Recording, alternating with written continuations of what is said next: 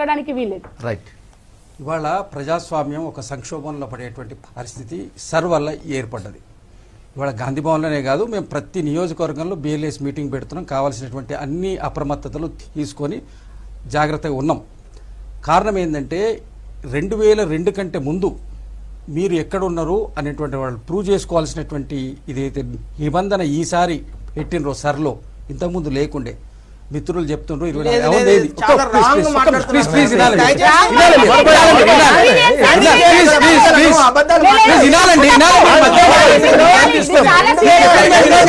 మీరు చెప్పింది మేము విన్నాం కదండి, మేము చెప్పేది కూడా వినాలి కదా. మీరు ఒక అబద్ధాలు ఎవరు చెప్పారండి? మీరే దేశానికి అబద్ధాలు చెప్పేది మీరు, ఇంకెవరు చెప్తారు? 2002 కంటే ముందు మీరు ఎవరైతే మీరు మీ యొక్క నేషనాలిటీ ప్రూవ్ చేసుకోవాలని వీళ్ళ యొక్క అంతకుముందు వాళ్ళు ఒక సిస్టమ్ పెడితే అమలు కాలేదో దాన్ని దీంట్లో ఉపయోగిస్తున్నారు, నేషనాలిటీ ప్రూవ్ చేసుకోమని. ఇప్పుడు నేషనాలిటీ ప్రూవ్ చేసుకోమని వీళ్ళు ఏదైతే 2002 కంటే ముందు సోదరు ఇప్పుడు వీరు చెప్పిండ్రు, మేడం చెప్పిండ్రు ఏమని, అత్తగారింటూ ఇది మీరు వచ్చేటువంటి సమస్య ఇద్దరికి, ఒకటి మహిళా సోదరిమణులకు, రెండవది మైనారిటీస్కు అనేక మంది పేరు సర్నేము ఫాదర్ నేము పేరు సేమ్ ఉంటాయి, సిమిలర్ ఉంటాయి. ఇవి వీటిని సాకుగా చూపించి ముందు తీసేస్తారు, తర్వాత వాళ్ళు ప్రూవ్ చేసుకోవాలి. ప్రూవ్ చేసేటివి మీరు వెస్ట్ బెంగాల్లో కానివ్వండి, ఇక్కడ మిగిలిన జరిగినట్టు 60% 70% రిజెక్షన్ చేశారు. వాళ్ళ ముందు తీసేస్తారు, తీసేసినాక వాళ్ళు ప్రూవ్ చేసుకోవాలి. ప్రూవ్ చేసుకునే దాంట్లో భాగంగా 60-70% వాళ్ళు ఎగిరిపోతాయి. వీళ్ళు తీసేసేటువంటి దాంట్లో ఏవి అప్రూవ్ చేస్తారంటే మాకు అనుకూలమైన ఓట్లు. భారతీయ జనతా పార్టీ కేవలము 360 రోజులు ఎలక్షన్ వరకే చేస్తారు వాళ్ళు రాజకీయం. వాళ్ళు ఎన్నో వేరే పార్టీలు ఏవో ఎలక్షన్స్ వచ్చినప్పుడు ఎలక్షన్ వర్క్ చేస్తారు, వీళ్ళు పోల్ మేనేజ్మెంటే 360 రోజులు చేస్తారు. వాళ్ళకు వింగ్ ఉంటుంది సపరేట్, ఎప్పుడు అదే పని చేస్తారు. వాళ్ళు ఎవరి ఓటర్లు voter mapping election commission voter mapping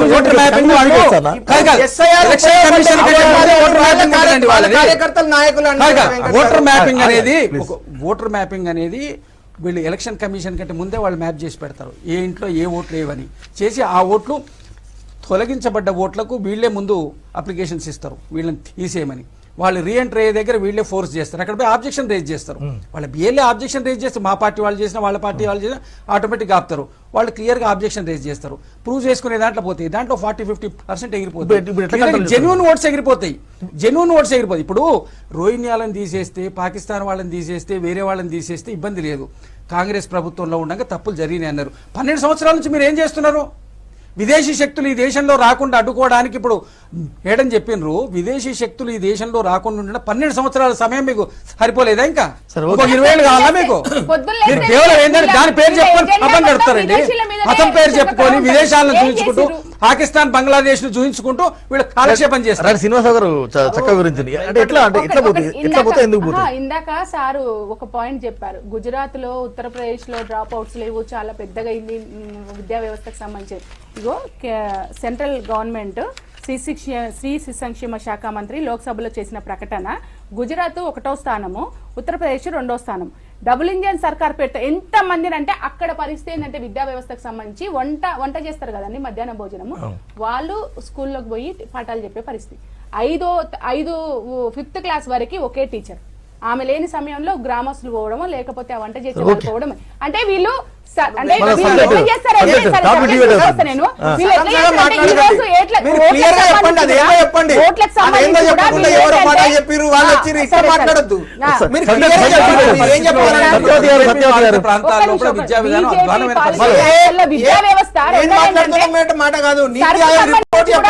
సరుకు సంబంధించి కూడా వీళ్ళు ఏం చేశారంటే కరెక్ట్ ఇప్పుడు సార్ అన్నట్టు వీళ్ళు లేదని చెప్పేసి తీసేస్తారు సార్.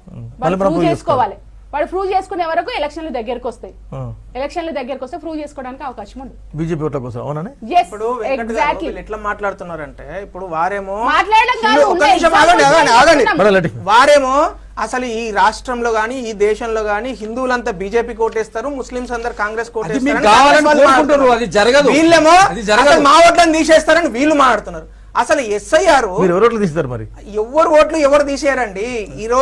ఈ దేశంలో గానీ తెలంగాణలో గానీ ఎస్ఐఆర్ అనేది ఒక కామన్ ప్రాక్టీస్, దాన్ని ఎప్పుడో చేయాల్సి ఉండే. కాంగ్రెస్ పార్టీ 2010లో ఒక చట్టాన్ని తీసుకొచ్చి అలాంటి రెగ్యులర్ కరెక్షన్ జరగకుండా చేసింది, ఆర్ఓ స్థాయిలో ఇవ్వకుండా జరిగింది. అందుగురించి ఈ దుర్మార్గం చేసిరు కాబట్టి 2014 కన్నా ముందు మేము చనిపోయిన వాళ్ళ- మళ్ళీ చేయాల్సి వస్తుంది సార్. చనిపోయిన ఎందుకంటే వాళ్ళ- అంతకుముందు ఈరోజు ఎన్నిసార్లు చేయలేదు ఏం సార్? మాట్లాడుతున్నారు? ఎవరిని ఎస్ఐఆర్ అమ్మాయి ద్వారా మీరు అవునన్నా ఈ దేశంలో సార్ తోటి పార్టీలు వణికిపోతున్నాయి. వనికి పోవాలి సార్, బరాబర్ వనికి పోవాలి. ఏంటండి? ఎవరైనా వనకాలి. వాళ్ళే ఉండాలి. సార్, దొంగ ఓట్లతో గెలుస్తా, జనాభా లెక్కలు దొంగ ఎందుకు ఓట్లతో డెబ్బై గెలుస్తా అనుకునే అలా ఏ అంటారు. పార్టీ కూడా భయపడాల్సిందే. సత్యవతి గారు దొంగ ఓట్లతో గెలుస్తున్న ఏఎం ఎంఐఎం కావచ్చు, దొంగ ఓట్లతో గెలుస్తున్న కాంగ్రెస్ పార్టీ మీరు మన గెలిచే సైడ్ దొంగ ఓట్లతోటండి. మరి ఏం దొంగ ఓట్లు చేస్తారు? వేసేదంటే ఏం expert చేస్తారు? చేసి- ఎవరు రమ్మని పార్టీ చేయలేదు. చేసే పార్టీ. ఎవరిని అవమానం అలా మీరు చేస్తే expert మంచిగా చేసే ఎవరైతే పార్టీ. భయపడుతున్నారో, ఎవరైతే పార్టీ. భయపడానో వాళ్ళు చెప్తున్నారు, వాళ్ళు దొంగ ఓట్లతో గెలుస్తున్నారు కాబట్టి వాళ్ళు భయపడుతున్నారు ఇవాళ. దొంగ దేశవ్యాప్తంగా ఓట్లు జరుగుతున్న వేయకపోతే ఆనందంగా చర్చకు స్వాగతం సమాధానం రైట్, రైట్, చెప్పండి. రైట్. ఈవీఎంలు ట్యాంపర్ చేసి ఎక్కడైతే మీరు అధికారంలోకి రావడానికి ఎన్ని సత్యవతి గారు ప్రయత్నాలు చేయాలో అన్ని రైట్. ప్రయత్నాలు చేస్తున్నారు. ఒకటి, రెండోది మీరు జనాభా లెక్కలు ఎందుకు చేయలేదండి ఇప్పటివరకు? సెన్సెస్ ఎందుకు చేయాలి? సెన్సెస్ ఎందుకు చేయలేదు? చేస్తా అంటారు. నడుస్తున్నాయా సెన్సస్? ఎప్పుడు చేస్తారు? చేస్తా అంటారు. నడుస్తున్నాయా? ఎప్పుడు ఇంటికి రాలేదా సెన్సస్? అది కూడా ఎలక్షన్ల ముందుకు వచ్చినాక. థ్యాంక్ యూ వెరీ మచ్ అండి. ఎప్పుడు ఇది వారి డిస్కషన్ ఉన్న శ్రీనివాసరావు గారికి, సత్యవతి గారికి, అమర్నాథ్ గారికి థ్యాంక్స్. రేపు మరో అంశంతో మళ్ళీ కలుద్దాం.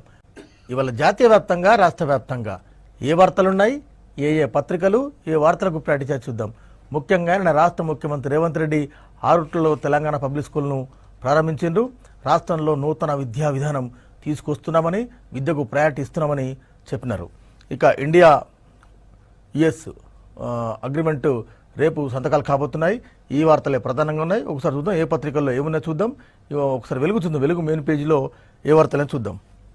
ఇండియాపై దాడి జరిగితే అండగా మేము ఉంటాం, అమెరికా ప్రెసిడెంట్ డొనాల్డ్ ట్రంప్ అన్నాడు. యుఎస్ ఇండో పసిఫిక్ కమాండ్ పేరు నుంచి ఇండో తొలగింపు, అమెరికా రక్షణ శాఖ సంచలన నిర్ణయం, చర్చనీయాంశంగా మారిన అమెరికా తీరు అన్నది ఫస్ట్ పేజ్ క్యారీ చేసింది వెలుగు. కల్తీ కట్టడికి స్పెషల్ ఫోర్స్, హైడ్రా తరహాలో ఏర్పాటుకు సర్కార్ సన్నాహాలు చేస్తుందట. సెర్చ్ అండ్ సీజ్తో పాటు భారీగా పెనాల్టీలు విధించేలా విస్తృత అధికారాలు, వివిధ శాఖల అధికారులతో కూడిన ఫోర్స్కు బాస్గా సీనియర్ ఐపీఎస్ను నియమించే యోచన.